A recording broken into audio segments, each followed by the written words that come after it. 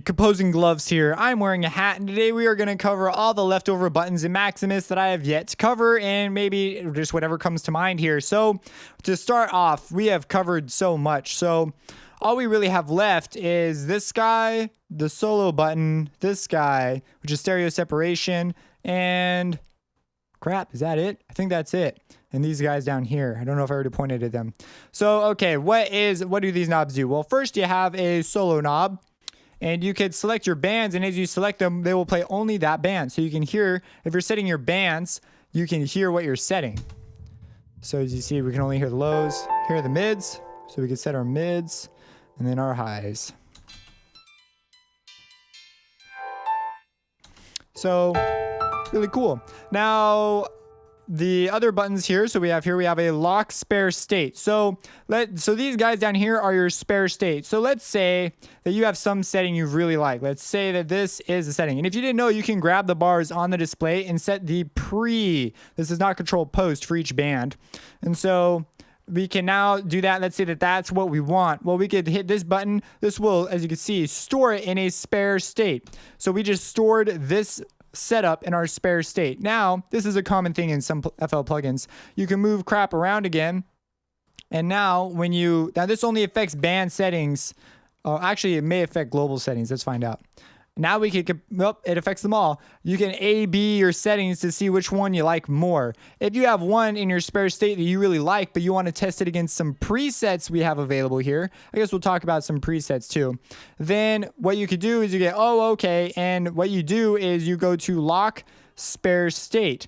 So just to remind you, this is now in our spare state. So now we're going to lock it. We're going to go to another setting. So here we've got a gate setting set up. You can see we've got a gate going on. And what we're going to do is we're going to A/B it with our other setting. And look, there it is. So that's how that works. Now we can unlock our spare state and we can still flip between them. But now if we were to store something, I believe that as we go to another preset, like Sound Goodizer A, is that our gate that we've got going on there? I'm not sure I haven't paid attention to what's going on here. Anyways, that's how you A/B settings. I doubt you're going to want to if you want to just go across things, that's how you do that. If you don't have it on, you're going to get weird stuff that I'm not going to take the time to think about right now, but I'm sure it's pretty simple. We have oversample, so you can engage oversampling before it's your signal. So it'll upsample your signal to preserve it and keep all your nice high frequencies nice and nice sounding. Check out my video on aliasing in the digital audio series, Digital Audio Basics, if you want to know more about what this does. It can be very important, but again, if you were to hit Control R, it'll take you to a render. Let's just say we wanted to save this.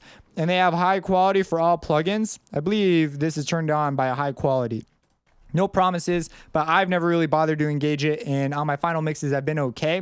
So I should probably take a listen and be a little more careful about that. But it's whatever, man. Next, we have Midmaster mode. We've covered this in previous tutorials. And linear phase, we've also covered in previous tutorials.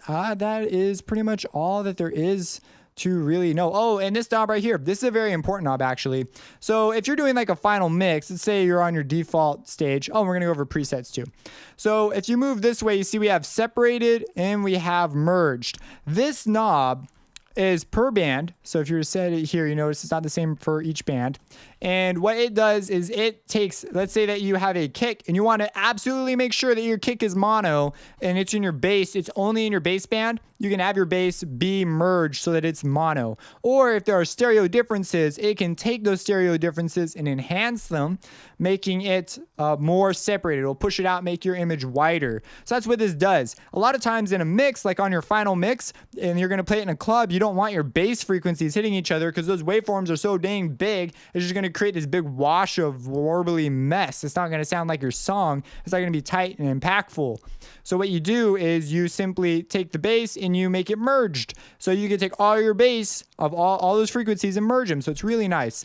I do not know how it interacts with crossovers, but yeah, that's the thing. So make sure you have good crossover points so that you can set that up. Now we have a whole bunch of things. So you have de-essing. So you can use this. I didn't cover de-essing in this series, but basically what a de-esser does is if you have a vocal that's going with lots of bass and well, mostly sibilants. So that lives around the some people say as low as the 3K range, all the way up to like the 8K range. And what it does is you could have taken an EQ and cut that part out, but as a result, your vocal will now sound dull because there are other parts where those frequencies are important for the word, but they don't pop out like they did before. So putting a permanent cut there would be a bad idea.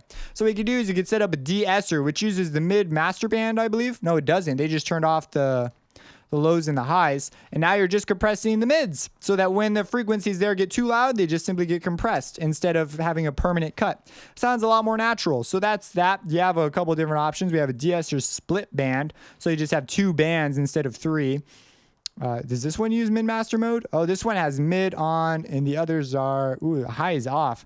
I wonder why some of these things were set up the way. I don't dig through presets that often, because I usually set up my own stuff. Yeah, fancy. So you can come through here and mess with these on your own time. We have like gates and stuff going on.